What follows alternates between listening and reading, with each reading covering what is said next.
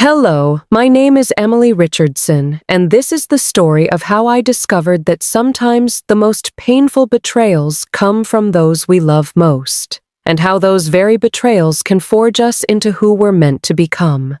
My mother called to tell me that my $1,500 monthly allowance had been cut off. Through the phone, I could hear my stepfather's mocking laughter echoing in the background. "A college student who spends money like water," he sneered with obvious disdain. I hung up the phone in tears and immediately called my grandfather, who lived overseas. The next day, 8 black-suited bodyguards appeared at our front door, and my grandfather's chief attorney handed me a document that would change everything. "Miss Richardson," he said formally, "your grandfather has instructed me to give you a choice. You can either take over the corporation immediately, or your mother and that man will be forced to leave with nothing but the clothes on their backs." The sound of my mother hanging up the phone was like a rusty pair of scissors snapping shut, cutting through my last remaining illusion of what I had once called home. The phone screen still glowed with the words, "Call ended," and the harsh light seemed to pierce straight through my eyes and into my soul. Outside my dormitory window, the summer cicadas were singing their relentless song, creating a cacophony that seemed to match the turmoil in my heart. The stifling air in the room felt thick and oppressive, wrapping around me like a suffocating blanket that made it impossible to breathe properly. My roommate pushed through the door and immediately noticed my red, swollen eyes. She approached cautiously and asked with genuine concern, "Emily, are you having money troubles again?" I forced what could barely pass for a smile, though it looked more painful than tears, and shook my head slowly. It was not that I was out of money now, but rather that there would never be any money coming my way again. My mother, Margaret Richardson, the woman who had once gently braided my hair and sung lullabies to help me fall asleep, had become a complete stranger after marrying Stephen Parker. And Stephen Parker himself, that man who lived off my mother's income while constantly putting on the airs of being the head of the household, his voice still echoed in my ears with those cutting words about a college student who spent money carelessly. $1,500 might not sound like much, but in expensive Boston, for a Harvard Business School student, after accounting for necessary tuition fees and textbook costs, what remained was barely enough to keep me fed and housed. Yet in his mouth, this modest sum had somehow become evidence of my extravagant and wasteful lifestyle. I gripped my phone tightly, my fingernails digging deep into my palm. The sharp pain helped clear my confused and overwhelmed mind somewhat. I could not drop out of school. I absolutely could not give up and admit defeat just like that. I scrolled through my contacts until I found that familiar number, one I knew by heart but had not dialed for several years. My fingertips trembled as I pressed the call button. The phone rang for what seemed like an eternity, so long that I almost gave up hope and expected to hear only the cold, mechanical, busy signal. Then, finally, an aged but strong voice came through, carrying the unmistakable authority of someone long accustomed to being in positions of power. "Hello?" My tears immediately began flowing like a broken dam. "Grandpa," I sobbed, and all my grievances, resentment, and fears transformed instantly into heartbroken weeping. I poured out my story incoherently, telling him about my predicament, about my mother's difficult position, about my stepfather's cruelty and pettiness. By the end, I could only manage desperate, pleading sobs. "Grandpa, I'm about to lose my chance to continue my education. What should I do?" The phone remained silent for so long that I wondered if the connection had been lost. Then my grandfather's voice came through again, filled with a strength that seemed to flow directly into my heart.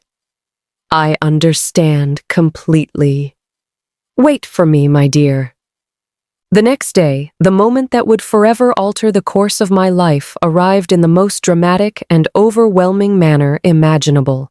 8 men dressed in identical black suits and dark sunglasses formed an impenetrable wall that completely blocked the entrance to our old apartment building in Cambridge. The man leading this impressive group appeared to be in his early 50s and wore gold-rimmed glasses that caught the morning light. When he saw me, he bowed slightly with a mixture of respect and professional distance in his manner. "Miss Emily Richardson," he said in perfectly measured tones. "I am Andrew Lee, Chief Attorney for Harrison Richardson. Your grandfather has sent me to speak with you." My mother and Stephen Parker were absolutely terrified by this dramatic display. Their faces turned completely pale as they cowered behind me, clearly having no idea what was happening or what they should do. All around us, curious neighbors had cracked open their doors just enough to peer out with wide eyes. I could hear their whispered conversations floating through the air like buzzing insects. "What in the world is happening at Emily's place?" one voice wondered aloud. "Good heavens, this looks like something straight out of a Hollywood movie," another neighbor observed with obvious amazement. Andrew Lee paid no attention whatsoever to the growing crowd of onlookers. He reached into his leather briefcase and withdrew an official-looking document. With everyone watching intently, he began to read in a voice as cold and precise as winter morning air. "Miss Emily Richardson, Harrison Richardson has instructed me to present you with 2 distinct options for your consideration." He paused deliberately, adjusting his glasses so that the lenses reflected the harsh morning sunlight in an almost intimidating way. "First, you may immediately assume complete control over all Richardson Industries operations in the United States and become the sole heir to the entire corporate empire." The words hung in the air like thunderclaps, causing everyone present to gasp audibly. "Second," he continued with the same emotionless precision, "I will immediately initiate legal proceedings to ensure that your mother, Margaret Richardson, and this gentleman, Stephen Parker, are required to vacate all properties owned by Harrison Richardson, forfeiting any claim to assets or inheritance. However, a trust fund will be established to ensure comfortable living arrangements for your future needs." The sound that filled my head was like a massive explosion, leaving my brain completely blank and unable to process what I had just heard. Richardson Industries? That massive multinational corporation that I had only read about in the Wall Street Journal and Fortune magazine? My mother covered her mouth with both hands and let out a sharp, startled cry. Her body swayed unsteadily as she whispered in disbelief, "How could the old gentleman possibly—" Her voice trailed off as the full implications began to sink in. Stephen Parker's reaction was even more revealing and disturbing. The initial panic in his eyes lasted only a moment before being replaced by an almost maniacal joy mixed with naked greed. He grabbed my mother's arm roughly, and his voice shook with excitement as he spoke. Margaret, did you hear that? You are going to be rich. We are both going to be incredibly wealthy." He leaned close to my mother's ear, using what he obviously thought was a whisper, but which I could hear perfectly clearly. His words dripped with avarice and cunning. "Quick! Choose the second option! Take the trust fund money! What does that silly girl know about running a massive corporation? That billion-dollar empire has nothing to do with us anyway! Let us grab what we can get our hands on right now!" His calculating mind was working overtime, and his greedy expression was more disgusting than anything I had ever seen before. What made my heart turn to ice was my mother's reaction to his urgings. When she looked at me, her eyes were filled with uncertainty and internal struggle. She was actually weighing her options.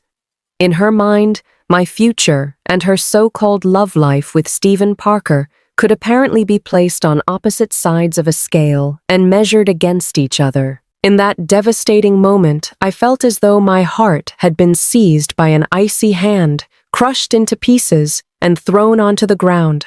I finally understood that when she had cut off my living expenses, she had already made her choice about what mattered most to her. I took a deep breath, and what filled my chest was not sadness, but a cold, steely determination born of being pushed to the very edge of a cliff. I raised my hand, my fingertips pale from the pressure I was applying, and pointed steadily toward the first option listed in the document.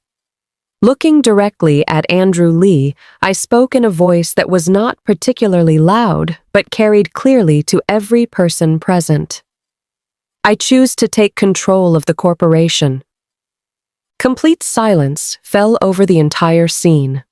The neighbors who had been watching this drama unfold drew sharp breaths of surprise. Stephen Parker's smile froze on his face, his features twisting into an ugly mask. Then, like a cat whose tail had been stepped on, he exploded with rage. Pointing his finger directly at my nose, he screamed furiously, "Emily, have you completely lost your mind? What does a young girl like you know about managing anything? Do you have any idea what kind of pressure you would be under? You are throwing away a perfectly good trust fund to go suffer for no reason." My mother also snapped back to reality and rushed toward me with a piercing shriek. "Emily, stop this nonsense right now. Listen to your Uncle Stephen. We should choose the second option. Please, we have to choose the second option." Her hands grabbed at my arms, her fingernails digging painfully into my skin. I coldly pushed her hands away and, for the first time in my life, looked directly at these two people I had once considered family without flinching or looking away. "This is the legacy my father left behind," I said with quiet firmness. "Why should outsiders benefit from his life's work?" My father, that man whose image had become increasingly blurred in my memory over the years, had died when Richardson Industries was still far from reaching its current massive scale.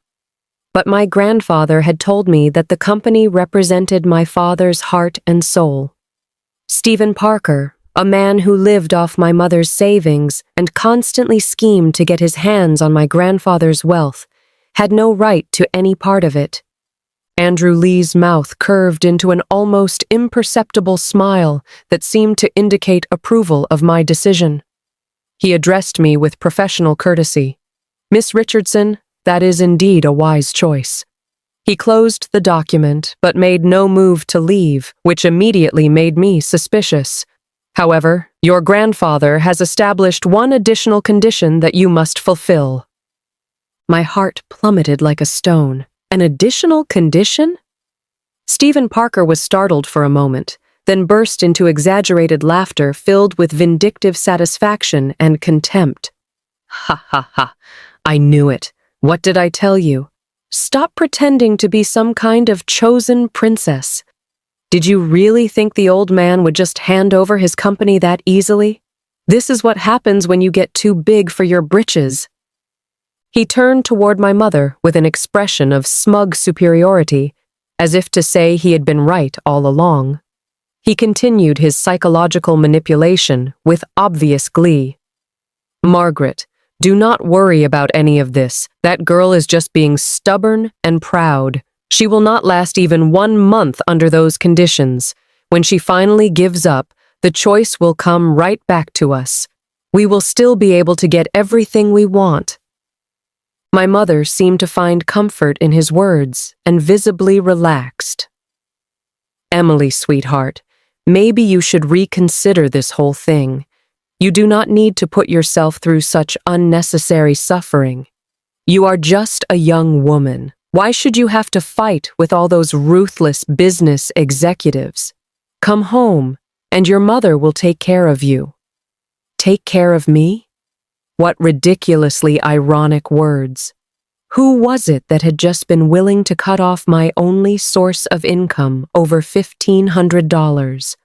Who was it that had just been wavering between my future and her romantic relationship? I watched them performing this pathetic duet, one driven by greed and malice, the other weak and confused. They looked like two terrible actors putting on a disgusting farce that made me feel physically ill. In that moment, my heart died completely and finally. "No, thank you," I interrupted her firmly. "From this day forward, my survival has absolutely nothing to do with you or with either of you." I refused to look at them for another second and turned to address Andrew Lee directly. "Attorney Lee, shall we proceed?" "Emily?" My mother called my name desperately, trying to chase after me.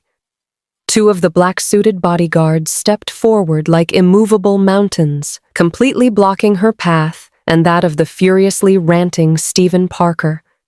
The scene was both intimidating and deeply ironic.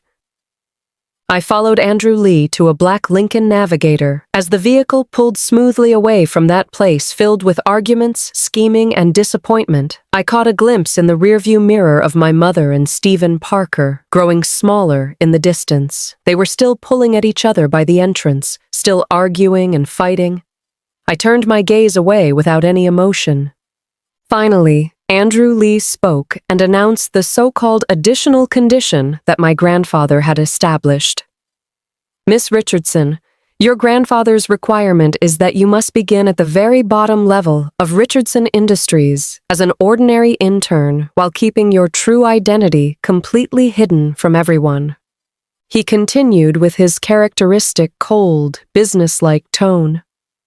"Beginning tomorrow, you will report to the marketing department of Richardson Industries as an entry-level intern with a salary of $4,000 per month. You will be responsible for your own housing and living expenses." The next part hit me like a physical blow. "All of your existing bank accounts and credit cards have been temporarily frozen." The time limit for this arrangement is exactly 3 months. During this period, if you can prove yourself through your own abilities, achieve measurable results, and successfully transition to permanent employment, then the first option will officially take effect. Andrew Lee's voice paused, as if he were delivering a court sentence. "However, if you are terminated for any reason during your internship, or if you fail to secure permanent employment after 3 months, the choice will automatically revert to the second option. Margaret Richardson and Stephen Parker will be required to leave with nothing, and you will permanently forfeit any inheritance rights to the corporation. You would only receive a trust fund sufficient to ensure a comfortable lifestyle." I gasped audibly. How ruthless. My grandfather was not really giving me a choice at all. He was holding a knife to my throat, forcing me to charge forward into battle. Taking even one step backward would not lead to peace and tranquility, but rather to all three of us plunging into an abyss together. My mother and Stephen Parker would certainly lose everything, but I would also be forever excluded from Richardson Industries, doomed to become nothing more than a pampered, idle rich person living off the charity of others. That was not the life I wanted for myself. I refused to become like my mother, dependent on other people for survival and unable to control my own destiny. The car stopped in front of a luxury apartment building in downtown Boston. Andrew Lee escorted me to a small studio apartment. The space was not large, perhaps 500 square feet, consisting of one room, a living area, and a bathroom. The decor was modern and simple, but everything was spotlessly clean and well-maintained. "Miss Richardson, this is standard housing provided by the company for interns. You will be living here for the next 3 months."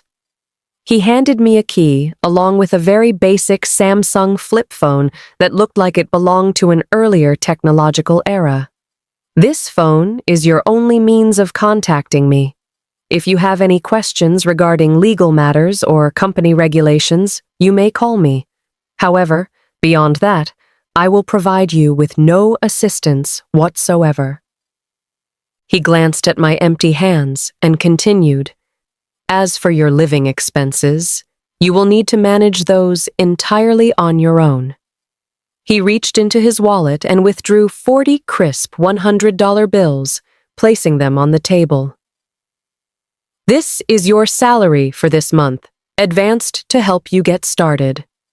After saying this, he bowed slightly and left with his bodyguards, leaving me standing completely alone in this utterly unfamiliar room. I held that $4,000 in cash and looked around at the empty refrigerator and bedroom furnished with only a bed and a desk.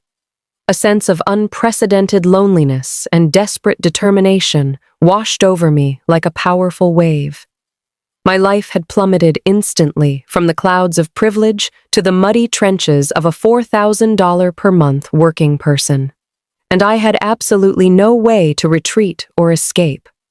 That night, after using some of my limited money to purchase the most basic living necessities, I lay on the strange bed in my temporary home. The number that I had blocked sent me a text message from a different phone. It was from my mother.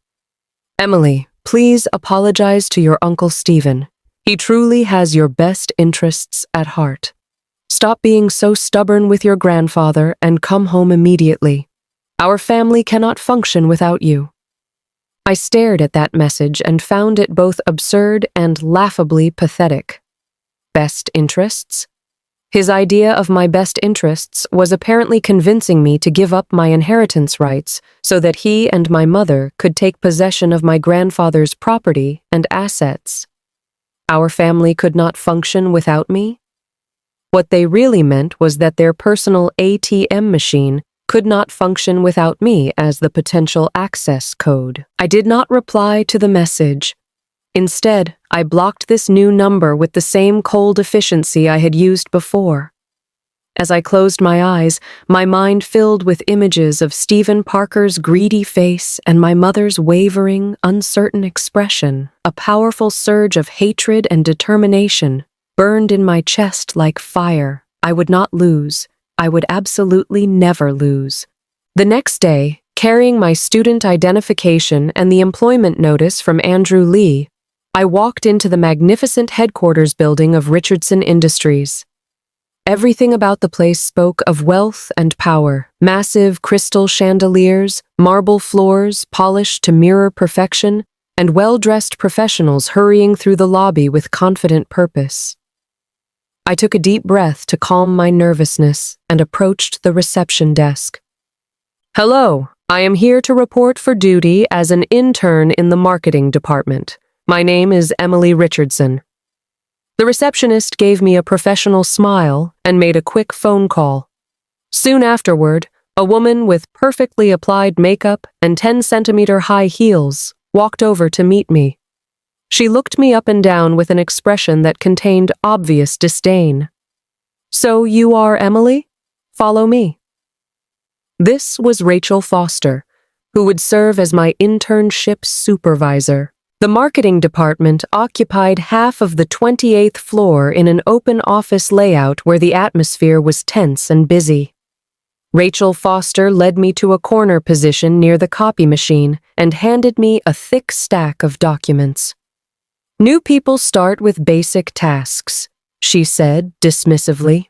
"Make 30 copies of these documents, then organize our project files from the past 3 years. I want everything finished and on my desk before the end of the workday." Her tone suggested she was giving orders to a piece of office equipment rather than a human being. Curious and evaluating glances came from colleagues around the office, accompanied by whispered conversations that drifted to my ears. "Look, that is her. I heard she got in through high-level connections." "A connection hire? Then why did they assign her to Rachel? Rachel is famous for being a new employee killer." "Who knows? She looks pretty ordinary. Does not seem like someone with real influence. Probably one of those useless connection types who gets thrown in here to sink or swim on their own." I clenched my fists tightly, then slowly relaxed them. Patience. Perhaps the first thing my grandfather wanted me to learn was precisely this quality. I did not argue or complain. I simply picked up that stack of documents, which was taller than I was, and walked toward the copy room. The days that followed established me as the marketing department's resident errand girl.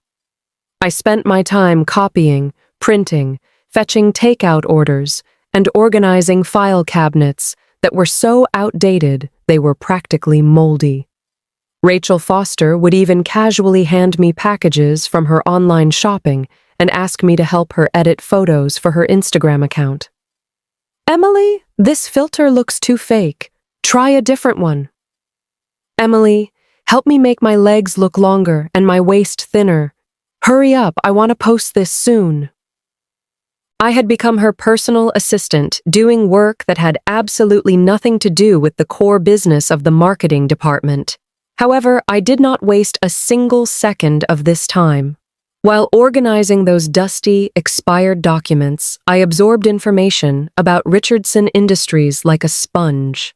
I learned about the company's organizational structure, the details of successful projects from previous years, analyses of failed ventures, and important client information. Those papers that others considered worthless garbage were, in my eyes, a vast treasure trove of knowledge. I arrived at the office first every morning and left last every evening, committing all useful information to memory. I knew that Rachel Foster was deliberately making things difficult for me, hoping I would become discouraged and quit voluntarily. But I was waiting for an opportunity to prove myself. That opportunity came soon, though it arrived in an extremely humiliating manner. On Monday morning, the department was scheduled to hold an important meeting about promotional strategies for the new quarter. The evening before, Rachel Foster had kindly reminded me, "Emily, tomorrow morning's meeting is very important. You should attend to learn something useful. 9:30 in conference room A. Do not be late." I thanked her gratefully for including me. The next day, I arrived 15 minutes early and waited outside conference room A. However, by 9:40, the room remained completely empty. Something felt wrong, so I asked other colleagues and discovered that the meeting had started at 9 o'clock in conference room B. When I rushed to conference room B, Daniel Brooks, the marketing director, was already listening to project reports from the team leaders. I pushed open the door, and every pair of eyes in the room focused on me with laser-like intensity. "Who are you?" Daniel frowned with obvious displeasure. "I am sorry, Director. I stammered, my face burning with embarrassment. Rachel Foster, sitting beside Daniel, looked at me with exaggerated surprise and spoke with theatrical regret. "Oh my, Emily, why are you just arriving now? Did I not tell you the meeting was at 9 o'clock in conference room B? Young people these days have such poor memory." I felt like I had been struck by lightning and stared at her in complete disbelief. She had clearly told me 9:30 in conference room A. Everyone in the room was looking at me with expressions ranging from sympathy to malicious enjoyment. Daniel's face darkened considerably. "Get out. Interns should behave like interns. Someone who cannot even manage basic punctuality has no place in the marketing department. We do not support dead weight here." I was completely unable to defend myself and could only retreat from the conference room in humiliation while everyone watched, closing that heavy door behind me. Shame, anger, and hurt swirled through my chest like a violent storm. I did not cry. Instead, I returned to my corner workstation and stared at the computer screen, forcing all my emotions deep inside. After the meeting ended, I pretended to go to the break room for coffee, but deliberately walked past Rachel Foster's workstation. She was on the phone, speaking in a low voice, but her tone was filled with obvious flattery and satisfaction that she made no effort to hide. "Mr. Parker, you can relax completely. That little girl was publicly humiliated by the director today and lost all face. Given her psychological resilience, which I know very well, she probably will not last more than a few days." Yes, you are absolutely right. This type of sheltered little girl who has never seen the real world is the easiest to handle. I guarantee that before next week is over, she will pack her bags and disappear. Mr. Parker, Stephen Parker. In that instant, I felt as though I had fallen into an icy cave, and a bone-deep chill shot from my feet straight to the top of my head. I had never imagined that he would extend his evil influence directly into the company itself. What methods had he used to contact Rachel Foster and convince her to target me so relentlessly? Money? Or something else entirely? I now realized that from the very first day I had walked into the company, I had already fallen into a carefully laid trap that they had created together. Their goal was not simply to get me fired. They wanted my grandfather to become completely disappointed in me, thereby triggering that second option and allowing them to legitimately take possession of everything. What a vicious and calculated scheme. I hid around the corner with my heart pounding frantically and quietly took out that old-fashioned phone. It lacked most modern features, but its recording function was exceptionally clear. I pressed the record button and captured that entire despicable phone conversation between Rachel Foster and Stephen Parker. I did not immediately expose her treachery. Revealing her now would at most cost her job. But Stephen Parker, the puppet master behind the scenes, would emerge completely unscathed. What I wanted was not this kind of mild, ineffective revenge. I wanted them to pay the most devastating price possible for their actions. I returned to my desk, continuing to play the role of a wronged, dejected intern on the surface.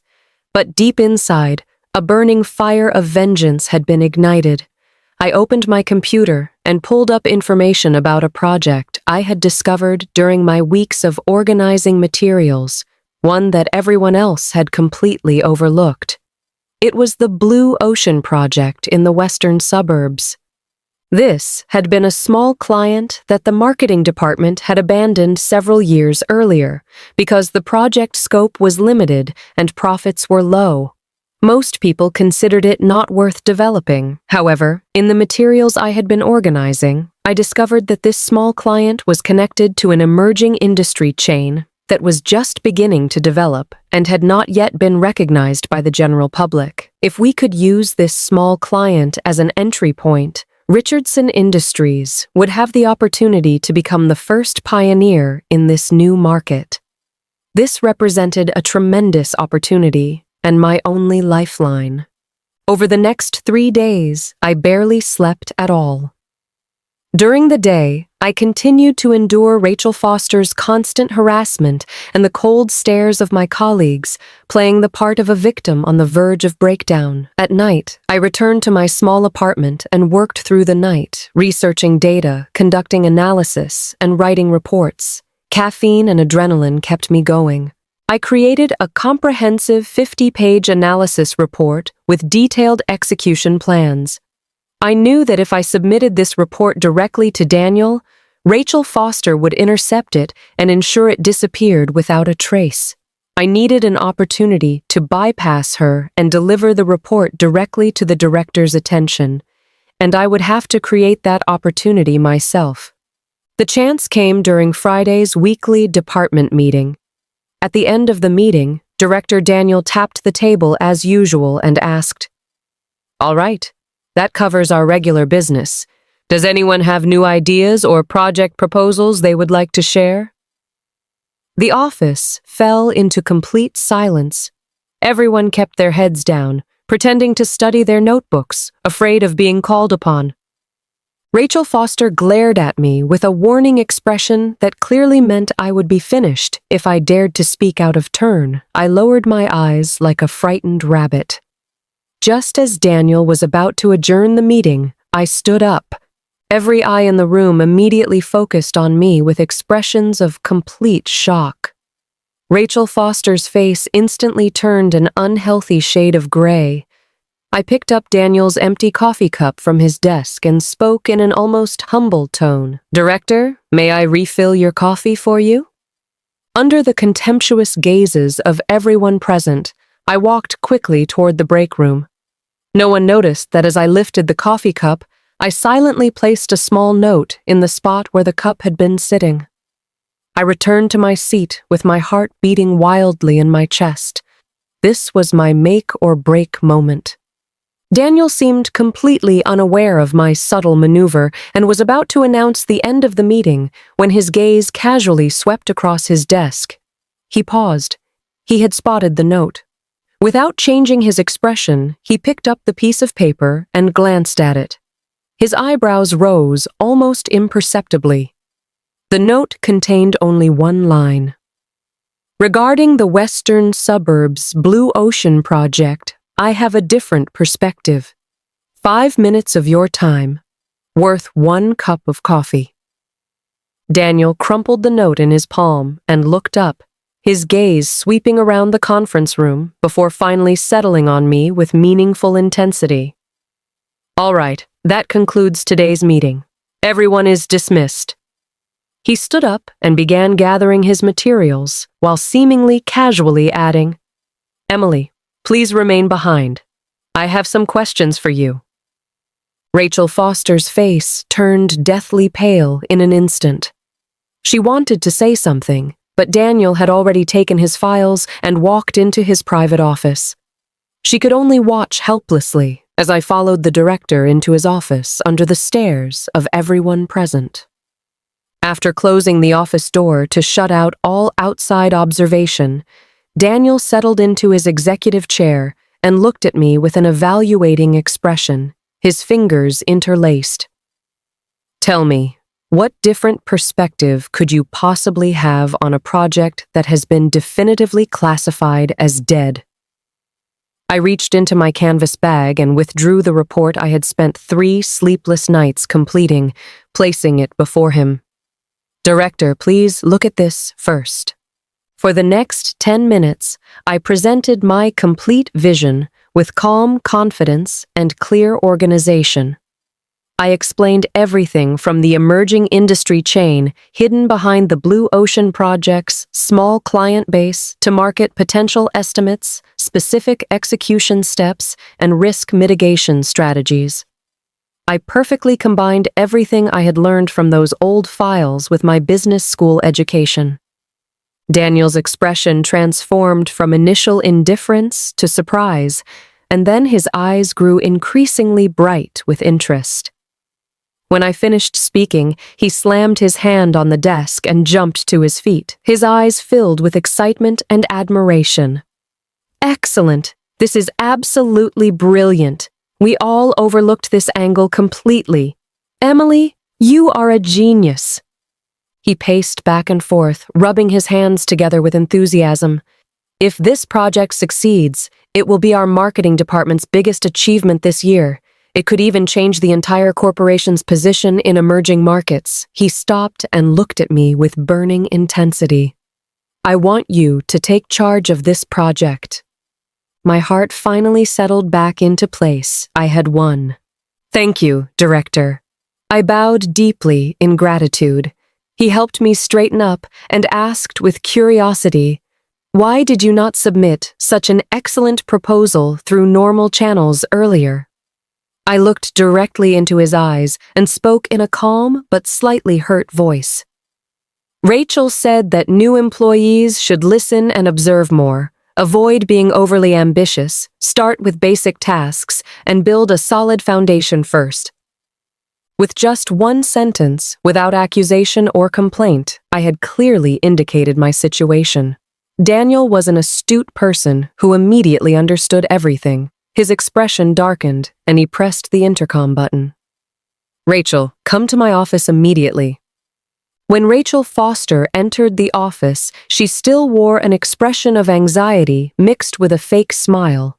However, when Daniel slammed the Blue Ocean Project documents in front of her and announced that the project would be under my complete control from that day forward, with Rachel serving as my supervising mentor, providing full support, her face went through a dramatic transformation, from white to red to green, finally settling on an ugly liver color. She looked at me with eyes full of malice and disbelief. She could not comprehend how a girl she had been crushing under her heel, someone who seemed too clumsy even to serve tea and water properly, had managed to turn the tables so completely. That afternoon, Stephen Parker called my mother. Shortly afterward, my mother's call came through to me. At that moment, I was in the archives with special authorization from the director, accessing more sensitive company data. When I answered the phone, I heard my mother's suppressed crying on the other end. "Emily, what exactly have you done at the company? Your Uncle Stephen says you have offended your supervisor. Are you being disobedient and causing trouble everywhere?" "Emily, you must not oppose your Uncle Stephen. Everything he does is for our benefit. What does a young girl like you know about managing projects? Why can you not just wait quietly for 3 months? Why must you create chaos that makes everyone miserable?"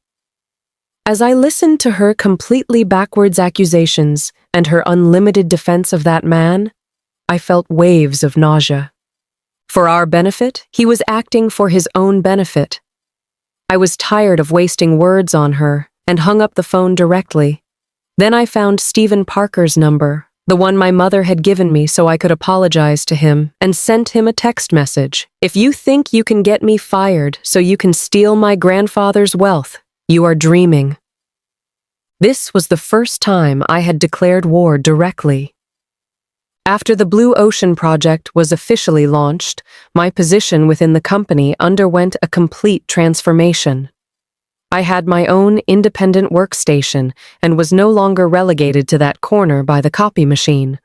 Director Daniel gave me extensive authority, and my colleagues' attitudes toward me changed from contempt to respect and curiosity. Rachel Foster no longer dared to openly sabotage my work, but her behind-the-scenes interference never stopped. She would deliberately delay providing data I needed and would be passive-aggressive during department collaborations, trying to prevent my project from moving forward smoothly. However, I was no longer the pushover who could be manipulated at will. Every time she tried these tactics, I would go directly to the director with his authorization and point out her problems in front of everyone, making it impossible for her to save face. After several such confrontations, she finally behaved herself.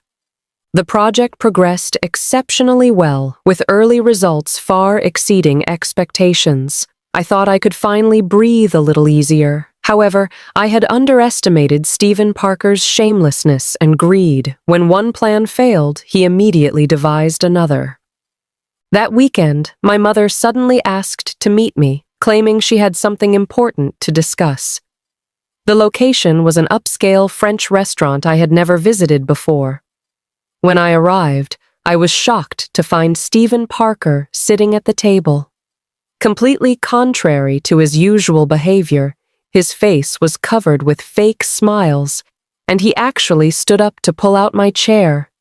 "Emily is here. Please sit down, sit down. Listen, Uncle Stephen was wrong before and I misunderstood you. Please do not take it to heart." He offered what seemed like a sincere apology, but his expression was so transparently false that I had to resist the urge to laugh. My mother joined in supporting him. "That is right, Emily. Your Uncle Stephen knows he made mistakes. Please forgive him. After all, we are family." Family? I watched them perform this pathetic charade with cold eyes, saying nothing, curious to see exactly what they were plotting. Halfway through the meal, Stephen Parker finally revealed his true purpose. He set down his knife and fork, cleared his throat, and spoke in what he obviously thought was a reasonable tone. "Emily, you see, the apartment where we are currently living is old and small, and the neighborhood is not very good either. My son," he said, referring to his child with his ex-wife, "will be starting elementary school soon. Your mother and I have been discussing the possibility of selling our current place and buying something better in a good school district. It would be an investment in the child's future." My mother immediately added her support. "That is right, Emily. That place is too old, and climbing stairs is becoming difficult. Besides, your Uncle Stephen's son, Tommy, needs a good learning environment. What do you think? I smiled coldly to myself. That house was my biological father's premarital property. After his death, according to his will, the house was left to me, although living rights were given to my mother so she would not be homeless. The property deed clearly showed my name as the owner. Now, Stephen Parker was apparently scheming to get his hands on this only fixed asset. He wanted to liquidate this property for his own use, or perhaps to fill some financial hole I knew nothing about. I set down my wine glass, and the sound of glass meeting table created a sharp, clear note. I do not agree. My voice was not loud, but in the quiet restaurant, it carried clearly. Stephen Parker's smile froze on his face. My mother's expression became awkward. Emily, how can you? I interrupted her directly.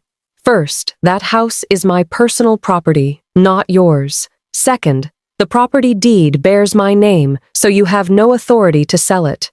Third, I do not agree. Stephen Parker finally could not maintain his facade any longer. He completely lost his temper, slammed the table, and pointed his finger at my nose while screaming, Emily, do not be so ungrateful. Your mother has lived in that house for years, so it belongs to her. What use does a girl who has not even graduated have for a house? The family needs money now. Are you going to be the obstacle that ruins everything? Your mother wasted her time raising an ungrateful brat like you. You are a complete traitor. His language became increasingly vulgar and offensive. My mother began crying and grabbed my hand, starting her specialty of emotional manipulation. Emily, I am begging you, please, we are family. Tommy is your little brother too. You cannot be so selfish and think only of yourself. Little brother, a child I had only seen a few times in video calls, who called me, "Hey you," was suddenly my brother, family, a stepfather who constantly schemed to exclude me, and a mother who always chose others over me at crucial moments qualified as family? Looking at these two people, one hysterical and the other tearful, I felt only overwhelming absurdity and exhaustion. I pulled my hand free from my mother's grasp and stood up from the chair. You can stop coveting that house, I said, looking at their shocked expressions as I dropped a bombshell. Because yesterday I formally sent you both an attorney's letter through Andrew Lee. Legally, I have revoked your residential rights to that property. You have 1 month to move out of my house. When Stephen Parker and my mother received the attorney's letter, they were completely stunned. That thin piece of paper was like a death warrant that shattered all their illusions. Stephen Parker completely abandoned his disguise and became like a rabid dog, rushing to create a scene outside the Richardson Industries building. Emily, come out here! He screamed. You unfilial daughter! You ungrateful traitor! You would abandon your own mother for money!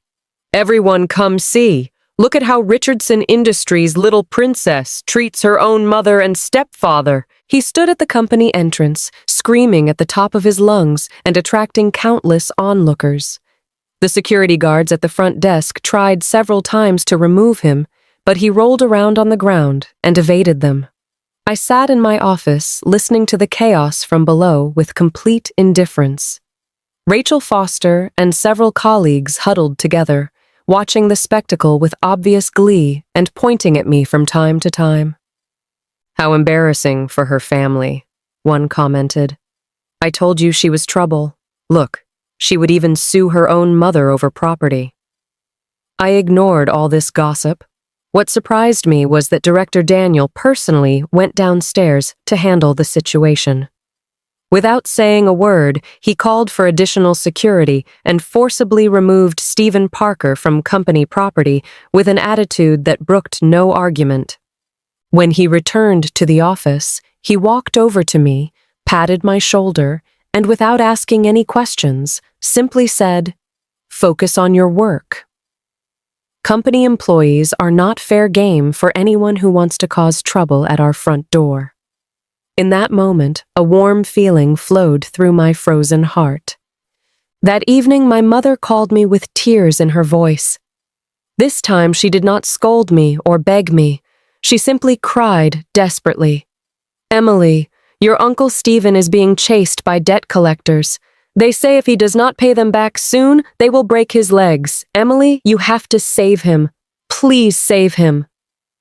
Only then did I learn the real reason Stephen Parker had been pressuring my mother to sell the house.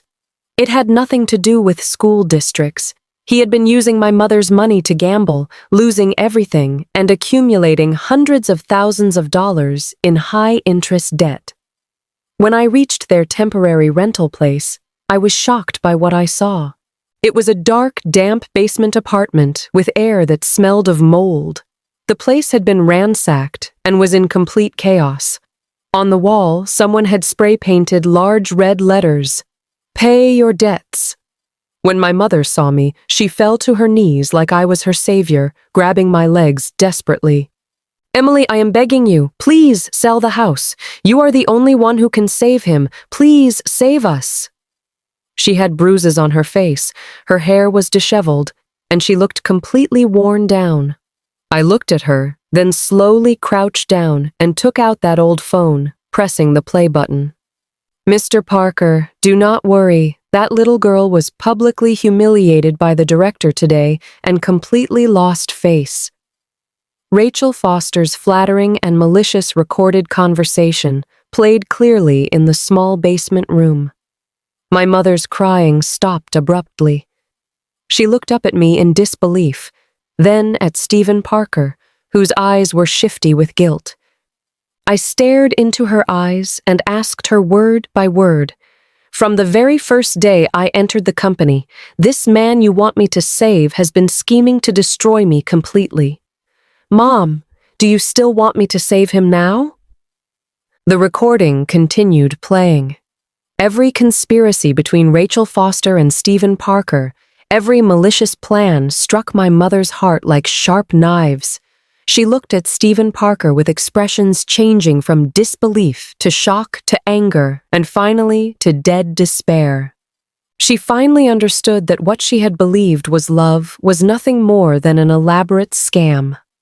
The person she had considered family had only been using and manipulating her from the very beginning. She released my legs and collapsed onto the cold floor like a pile of mud, sobbing with complete breakdown. Those cries were filled with regret and the sound of her world crumbling. After resolving the external conflict with Stephen Parker, I thought I could finally focus completely on my project. However, I soon discovered that I was still too naive. Although the Blue Ocean Project had achieved great initial success, when it needed internal corporate resources for the next phase of deeper development, it encountered unprecedented resistance. The finance department used budget constraints requiring re-evaluation as an excuse to hold up my funding approvals indefinitely. The technology department claimed, "Core personnel are committed to other projects, and we are short-staffed to delay the technical support I needed." I was bounced around between departments like a ball, and the project came to a complete standstill. 5 years later, I stood in my grandfather's office as the newly appointed CEO of Richardson Industries. The Blue Ocean Project had become our most successful division, generating billions in revenue.